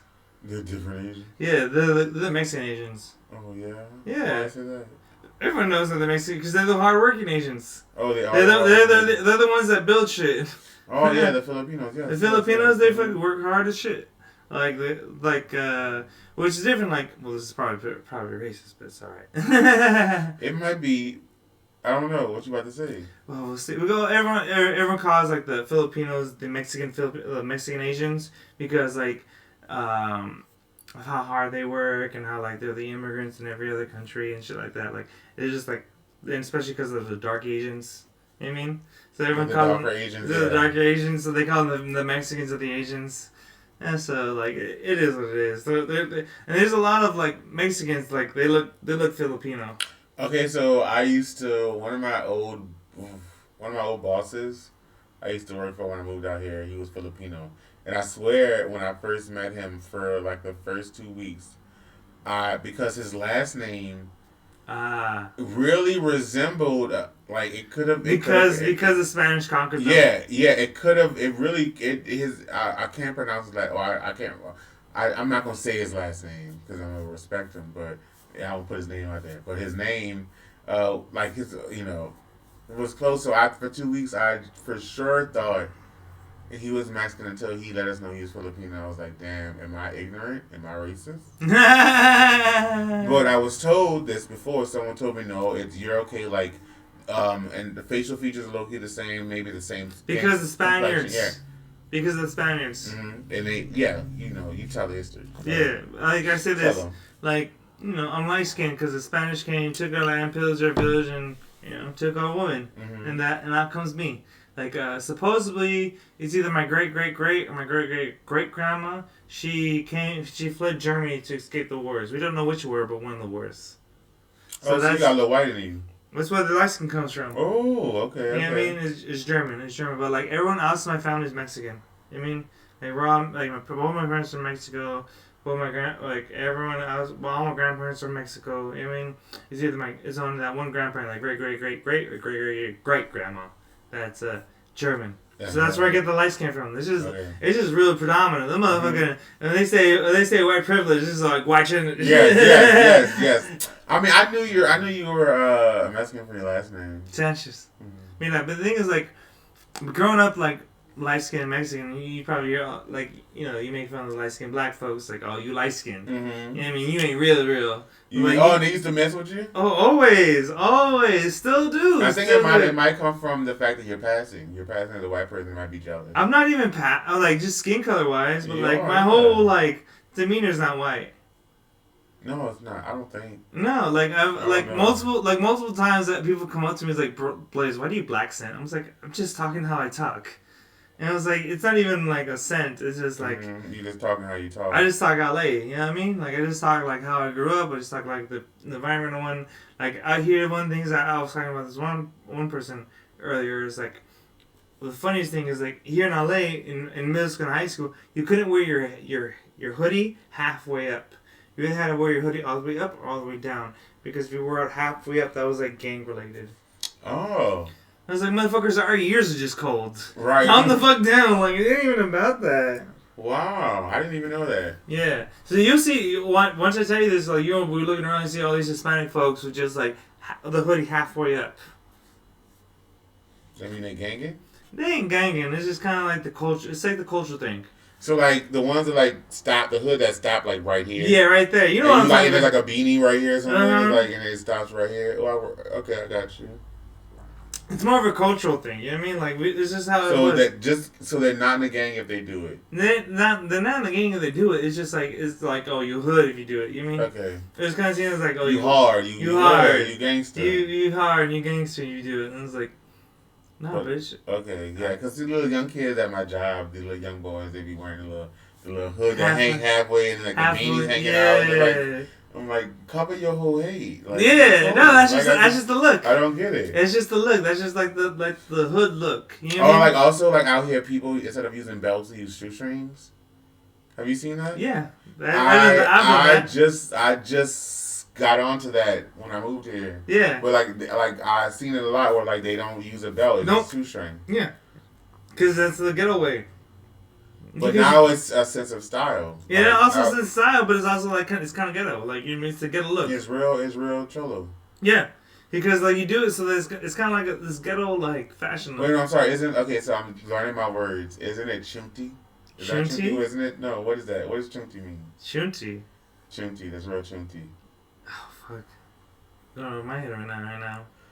You damn. Read that word? We're gonna put this shit in the comments right now. Right. I'm called out. The thing is, I want to get on light skin Mexican. Why are you light skin Mexican? Because you know all the terms. I be knowing all the terms. No. The thing is, like, as a kid, like I remember this. I was like 4 or 5 years old. I was crying on my parents' sofa because they were my dad was trying to teach me more. He was like, demand speak more Mexican. And I said, Dad, this is America. I was like 4 or 5 years old. I said, this is America. We speak American. I don't remember where the fuck I heard this. I was like 4 or 5 years old. I was saying this. That was your privileged white side coming out. That was the German coming out. The thing is also, like, up until 2nd grade, I was going to private schools. Like, I was going to Christian private schools. Like, second grade year, I went to a Chinese private Christian school in Fullerton, or it was called Fullerton Christian School in Rolling Heights. And it was mainly Asian kids there? Yeah, so here's the funny part. This is the greatest part ever. So my brother, he's a year under me. So they had a Chinese teacher. There's 8 kids in class, 7 of them were Asian, and then there's my little brother who's like dark skin. Like my brother and I look nothing alike. Like he has straight black hair, like dark chocolate. Like not dark chocolate. He's more like. He's definitely more like caramelish than, you know what I mean? He's more like a caramel mix kind of. A little caramel. Yeah, I'm more like a vanilla kind of look. You know what I mean? Definitely white chocolate. Yeah, Vanilla. yeah. I'm more of a vanilla bean. Mm-hmm. So he's more of of like a cocoa butter kind of look. Mm-hmm. You know what I mean? Olive. And that's it. Like it's all like they all have straight black hair with bow cuts. Boom, boom, boom. All like fair skin. And then you see my brother, boop, blue darky. And then there's like me, funniest shit ever. So it's me and this little black kid named Vitayo Serio. That's it. His name's Vitayo Serio, me, Blaize Sanchez. And our teacher's this Mexican dude named Mr. Martinez. I forget his first name. His name's Mr. Martinez. He's married to a Japanese woman. And that was our class. It was just me and him and our Mexican teacher. And that's cool. And that was in a Chinese private Christian school. Nah. Like that's a whole sitcom in that is in itself, yeah. You know what I mean? Like this is funny. It's like a light skinned Mexican and like this little black kid, like dark black kid, and Mexican teacher married to a Japanese woman in this Chinese private Christian school. Like it was just really like bizarre. Like most of my friends, like were either you're older, or you're younger than me, because it was just me and this one kid. Right. And then like we were hanging out with everyone else, and 2 times of the year, 2 of the teachers' kids got expelled from school for being bad kids. So because we had such a small school, because it was a private school, they just put their kids in our school, in my classroom, and so they're both 7th grade kids. And so after a while, me and my classmate would learn 7th grade English and 7th grade math in 2nd grade. So we're learning like education 5 times our age, just because there's the other kids going there, and we're like, all right, fuck it. It was fun though. That sounds cool. It was cool. Like it was interesting growing up.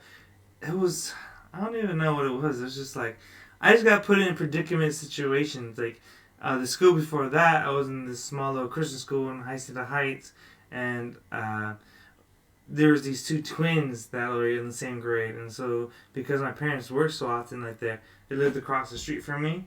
And the father was the pastor of the school, because it was a Christian school, so they also had Sunday church there. No, it was a Catholic school. This one was a Catholic school. The Chinese school was a Christian school. This little church, this little school was a Catholic school. Was Catholic, because I'm in Catholic, Christian, and public school. So I've gone all of it. I've gone all of it. Like motherfuckers, I've seen it all. Like what you need. Like I've been paddled and all. So You've been paddled? Yeah, this school I was paddled. And like, I hated this motherfucking school, you know what I mean? And like this school was like, so this is 2nd grade. Like I was in this school, and after that, I went to public school, and like that's when I got diagnosed with Asperger's and ADHD. And really? Yeah. I got diagnosed with Asperger's. In 3rd grade is when I got diagnosed with Asperger's, ADHD, and I got kicked out of school, and I got sent to continuation school for a few years. That was fun. Oh, really? You don't... Well, does that even mean? I see normal? Oh, I didn't say that. Wow. Oh, so I don't see normal is what you're saying. He seems like... That's not... You don't see normal. But I don't see normal. It's just, I don't know. I don't know. Maybe I have a misconception of those diagnoses, yes. Those people? No, us people? I swear, about us people? Yes. Wow, what do you mean by us people? What do you mean by those people? I'm just kidding. I'm gonna get you caught up right now. No, you almost did. You're trying to get me in trouble. No, I did not say you people. You said you. What you mean? What you meant? What you meant? Your kind. Nah. What do you mean by your kind? I did not say your kind. No, see, this is how you catch you. This is catch you 101. No, I'm trying to catch you. It's understandable. It's like, because the reason why I got lucky, because my mother cared about me so much that I got sent to like therapy as a kid a lot. I went to a lot of therapy as a kid. Mental therapy. Like, I got, like, neurons pointed on my head, and they're, like, having me do all these, like, brain games and shit like that to, like, make me normal. But you know what? Fuck being normal. Fuck being normal. Fuck being normal, man. Like, you know what? Honestly, I love being who I am. That's the whimsicalness. That's your whimsicalness. You see, now he brings it back to the whimsicalness. Yeah, I was like, well, no, I'm saying because you make eye contact, you have great conversation. Because I I'm would have never trained. thought you had any kind of social. I've been told, like, in college, I got told, it's like, Blaize, I can tell that you force eye contact. And I was like, I do. Oh, so you, like, go out of your way to make eye contact? Yeah, I mean, okay. especially with women big tits. Like, you know what I mean? Like, because you'd be like... Because honestly, I can have a whole conversation looking at just, even your tits. I can have a whole conversation looking at your tits. I'm not even looking at your face. How would you be looking at your tits? I ain't gotta look at your face. I gotta look right there. Like, I made the commitment. Let's look right here. I don't give no fucks. If I see titties, I'm looking at titties. Hey, that's your fault. That's your fault. So you gotta go out your way to, like... Look at eyes, because otherwise I'm looking at titties. Like, let's go back real quick. Yes.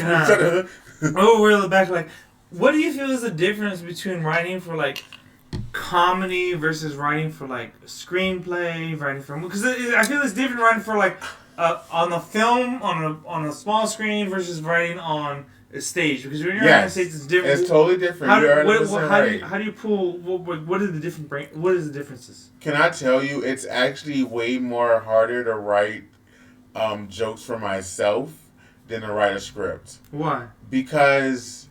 I don't know. Like when I sit down, I'm like, okay, Eric, what I want to talk about. When it's me, like I want to in my skin, like what do you want to talk about? It's like then I get like stumped. I get like writer's block. But whenever like I'm writing dialogue or something, it just kind of comes out. I think I'm still figuring out how to write for myself as a comedian. That's understandable. I mean, once again, you're only a year in. I mean that you. There was 10,000 hours. That's what they say. That's what they say. I mean, look at you. Look at you already. But, like, writing them for the stage is, like, what's the difference? Like, how do you, like, project your, like, not even writing for yourself. Like, if you're not writing for someone else to perform it, like, if you're writing something for me, like, how would you write it for, like, my persona? Oh, so that would be different. Okay, so if I wanted to write for you, I would, like...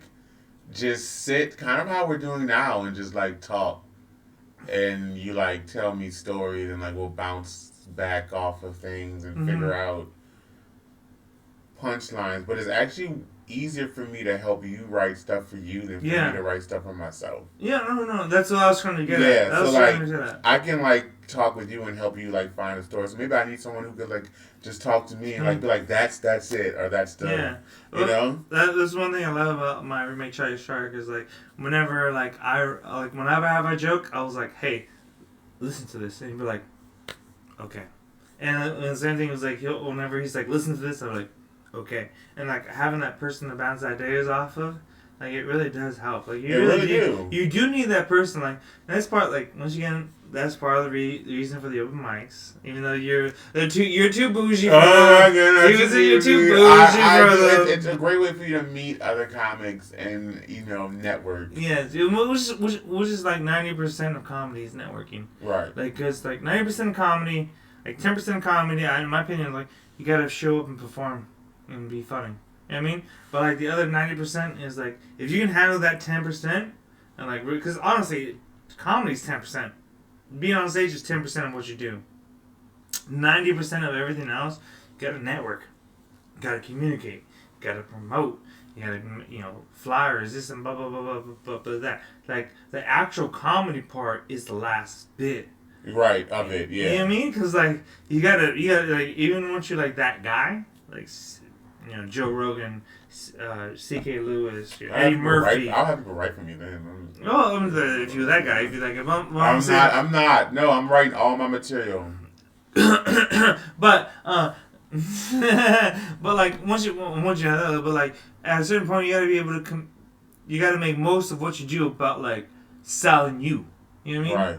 And like the comedy will do itself. You know what I mean? And that's what I love about comedy is like. Once you get the comedy part done, the rest of the stuff is the real legwork. Right. You know what I mean? Like, that's the real stuff that's hard. Like, you gotta promote yourself, you gotta make a brand, social media, this and that. And that's what I'm getting at this year. Is like I'm like putting in effort. Like I was never a social media person. I never was. Like I had it, but I never was like investing in it. Now I was like, yo, I gotta post something every day. You tell me I gotta do this, I gotta do that. Like, I'm just like, ugh. It's hard. But it it's is a lot hard. of work.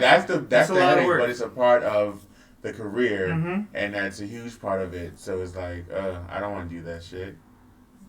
When it comes to comedy or like film writing, what is your goal of success? Like, for me, I like to say a lot of young folks nowadays, they like to say is like, you know, these high school kids, they want to be 25 with 25 million followers and $25 million in the bank. That's not really what success is to me.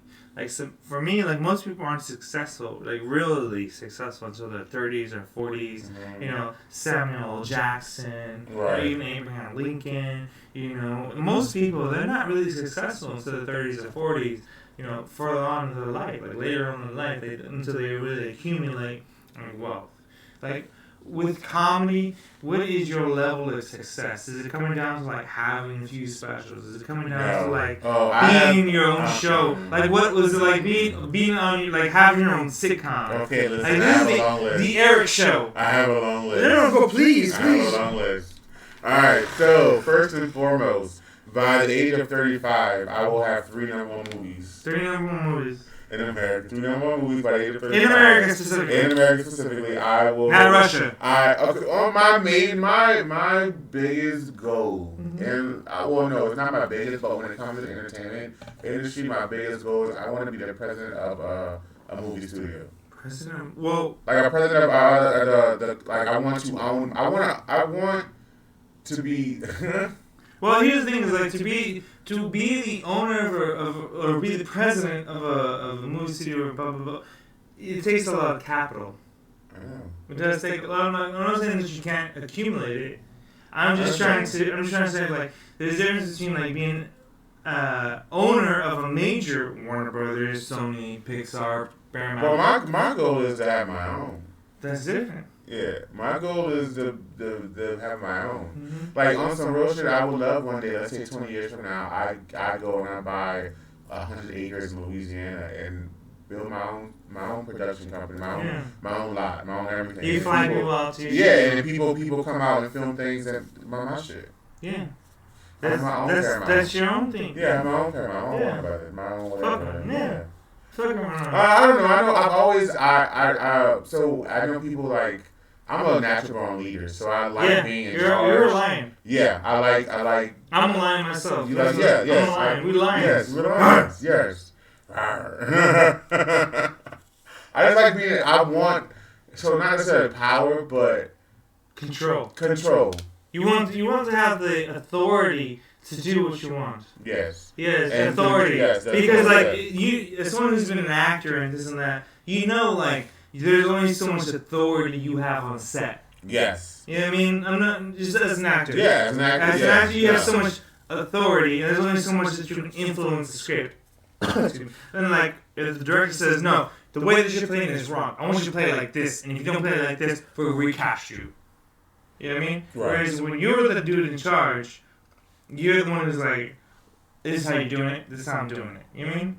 That's the difference. You want to be the person doing the charge. Yeah, the one in charge. The one in charge. I want to be the one in like, charge. so you want to do. So you want to. Do you feel like you want to be more in the film industry or more in the comedy industry? Because I feel those are 2 different things. Like, It's 2 different fields, and my goal is to transition to the film. It's more of like I think comedy is a stepping stone for me. I enjoy performing, but I also enjoy creating content and creating stories and writing scripts and writing Do you do shorts or anything like on YouTube or anything like that? No, I don't have any shorts. No, that's fine. Yeah. No, I'm just asking because like, because I have a few people like they want to be directors, they want to do this, they want to do that, and like I'm also doing like. They do their own like YouTube things. They do their own YouTube shorts. They do their own YouTube scripts. They do their own. They do like this whole like GoFundMe. And they film their own little movie. You know? Right. Like, have you done anything like that? Not to say that you not doing that deters or makes you worse. Have you done something or thought about doing something like that? No, I've definitely thought about it. I have not done anything like that yet. But No. But would you think about doing something like that in the future? yes, I want to brand myself more. So I want to be more visible and more out there, not just on social media but on YouTube. So I want to create more little shorts, more funny reels, just more things that show me in a different aspect than just Eric on Reed. They can see me do other things. Like I said, this year for me is really just trying to like. Last year was really me finding my footing in comedy and finding my groove and finding my voice. Yeah, it takes a minute. It does take a minute, and I think this year is really now I want to branch out, I want to expand, and just do more. So making shorts is definitely on the list of things to do. No, I'm saying that like because like you're saying like there's so many ways like here in LA, here in Hollywood for you to like market yourself. Like there's so many. I went to the branch earlier this last week. So here in North Hollywood, and what their biggest comment here in North Hollywood was like, wow, there's so many small little theaters here. You know what I mean? Like, you can be part of so many small little productions here in Hollywood. Yeah. Like for me, it's like, okay, just because you're not on fucking Fantasia in Hollywood doesn't mean you're not like a good actor or a good actress. Like you can still make a substantial living, a good living. Doing other like little Broadway shows. Little off things, yeah. Off things. Even though LA doesn't really have a Broadway, like New York has. We still have a theater scene. You have a huge theater scene out here. Mm-hmm. It's very, especially here in North Hollywood. I feel like North Hollywood is a huge theater scene. It is a very artsy, huge theater. I like the scene out here. I actually like living out here. I do and I don't. The thing I hate about living about North Hollywood is how everything's so spread out.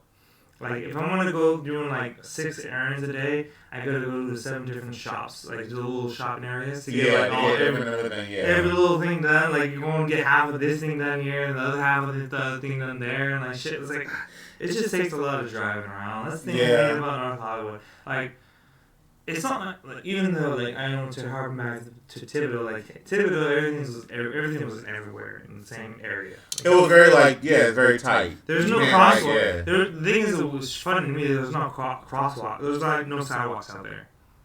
There's no, like, crosswalks. There's no, like... Oh, no, there's no street lights. No street lights. Yeah, no. No, you gotta just run it. Yeah, when you see no cars coming, you just run across the street. Yeah. Like, the first time I ever saw, like, a little white man telling me I can walk when I moved to L.A. If you don't know, there's like a little white man when you can walk, and then there's like a red hand. And the first time I ever told him, I had a white man told me I could walk. That is the hardest. That's the hard. You gotta write that down. Yeah. You gotta write that down. You want like the trip comes to New York in September, and the thing that like was crazy to me was everywhere I went there was no loitering or no standing signs. Like you can't loiter or stand anywhere. Like, keep it fucking moving, motherfucker. Right, keep it walking. Don't stand here. Don't stop here. Don't sit here. Don't do anything here. Get the fuck on the way. That's a new thing. Like that's a different culture. Where like here, like I look outside, people be standing outside my house. Like, what you doing? They just be chilling. Like LA, like we don't have that type of. You gotta if you like honestly like if you ain't got no car, you ain't got nowhere to go. You ain't got nowhere to go if you ain't got no car. Like, where the fuck you can go if you ain't got no car? It's gonna take you an hour to get there, and it'll take you another hour to get back. You know what I mean? Like, living in LA, like, if you ain't got no car, it'll take you a minimum an hour and a half, 2 hours to get there. Anywhere, yes. Anywhere. Uber, you take a bus. Just give yourself some time, especially in LA. Even if you have a car, give yourself some fucking. The traffic out here be bitching. Always. Mm-hmm. Like an ex-girlfriend. Always bitching. That's what I'm saying. Traffic out here in LA is like an ex-girlfriend. Always bitching. Man. Shit. So, Eric, we're about to wrap up. Like we said, wrap it up? We've been here for about an hour and like 50 minutes. No, we almost did 2 hours. Almost 2 hours. That's what I'm like saying. Like, I appreciate you coming out. We talked about so many different things. We talked about a lot. I hope I was a good guest. No, you were.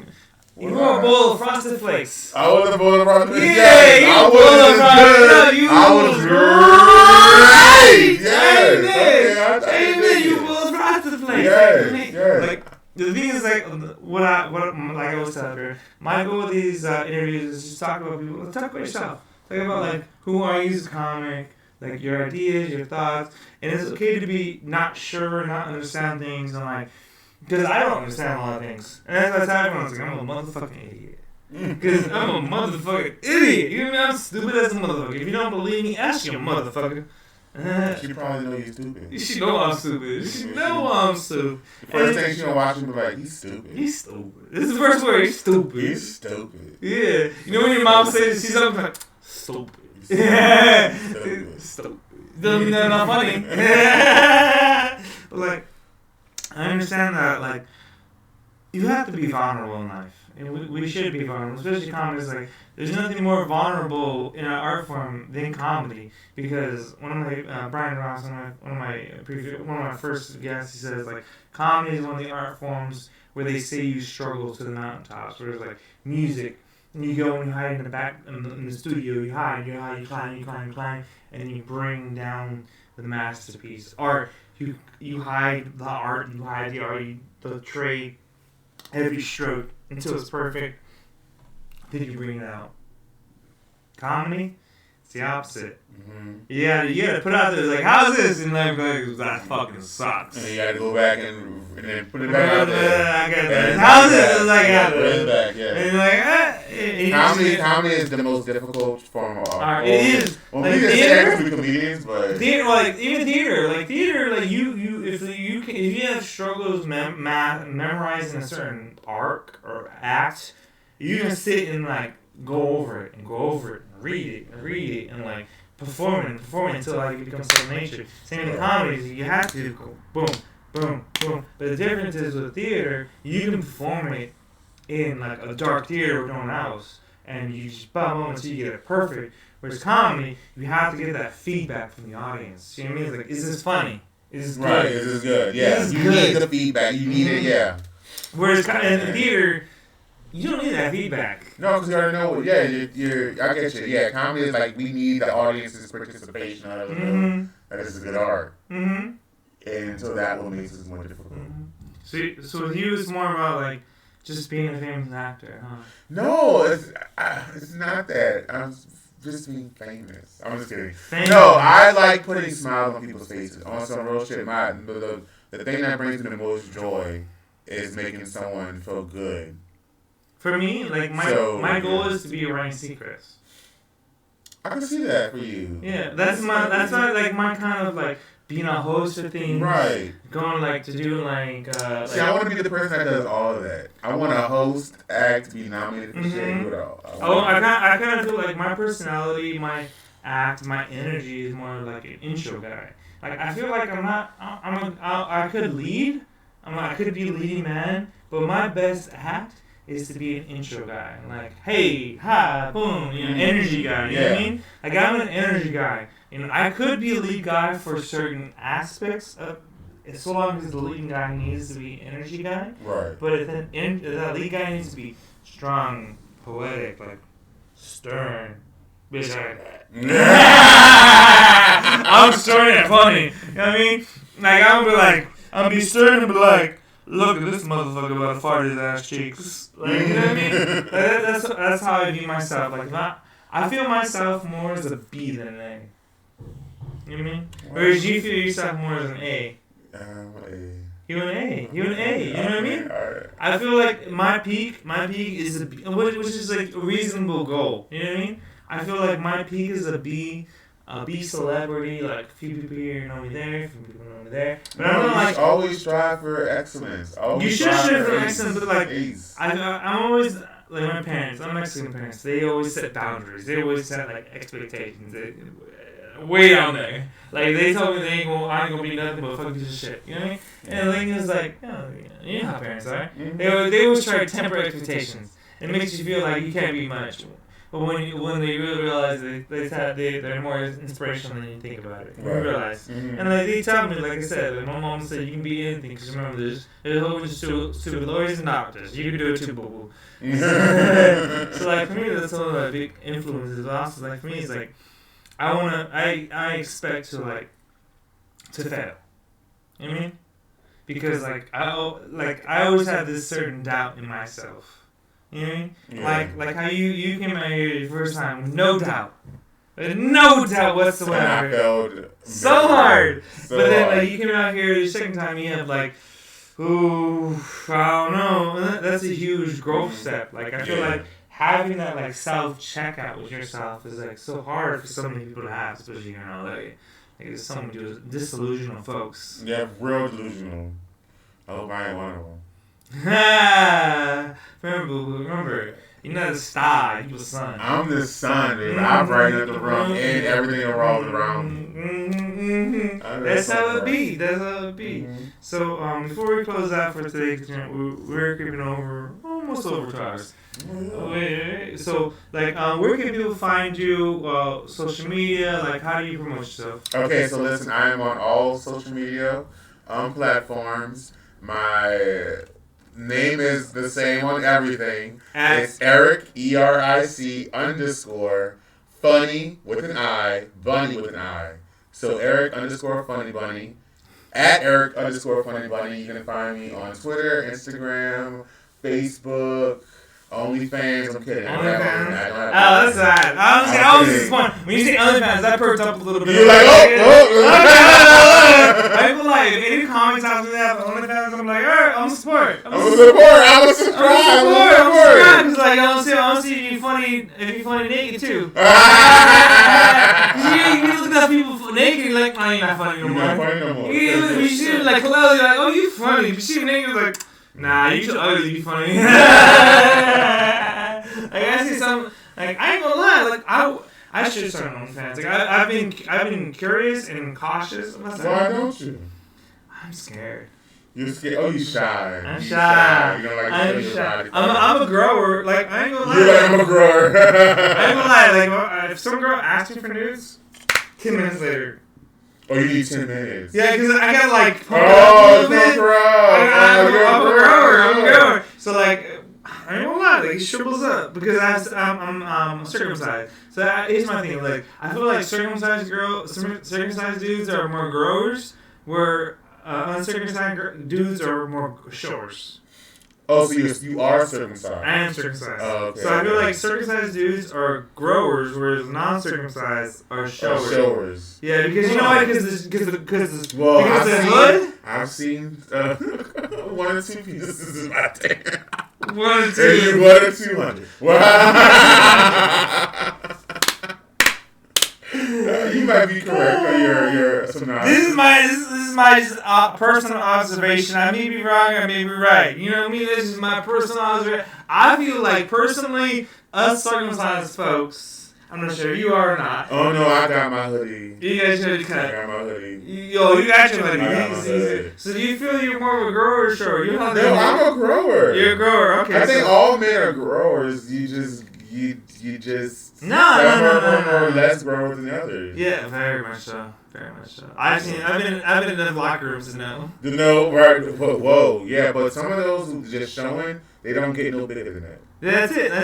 Honestly, there's the element of surprise with the grower. Yeah. Okay. Yeah. So don't worry. I feel that. Yeah, the element of surprise is like it keeps growing. Oh my god. Yeah. Just going from experience. So this is going to be posted in about a month now. Just so you know. So like, is any place that you usually frequent, anywhere we can coming up in the end of February, early March that you know coming up, because I know it's hard. It is hard. I don't know. So any shows in there coming up? Yeah. So I don't have anything set up for March yet, but at the end of February, I got a show on the 16th, the 18th, and the 25th. The 18th is a big show. I'm producing a show. Oh. Sunset Rooftop. Nice. Yeah. And yeah, you guys can come see me. All the information on my social media, all the links, all the bios. If you need any kind of ticket, just go to my link tree on my Instagram when you follow me. You click it, At what, Eric Funny? At Eric_Funny Bunny. Eric with no Eric with just a C, not a K, and then underscore Funny with an I, Bunny with an I. There you go. Mm-hmm. All right. Well, thank you for coming out. Oh, thank you so much, Blaize. Thank you for having me. Take care, y'all. Yes. See you later.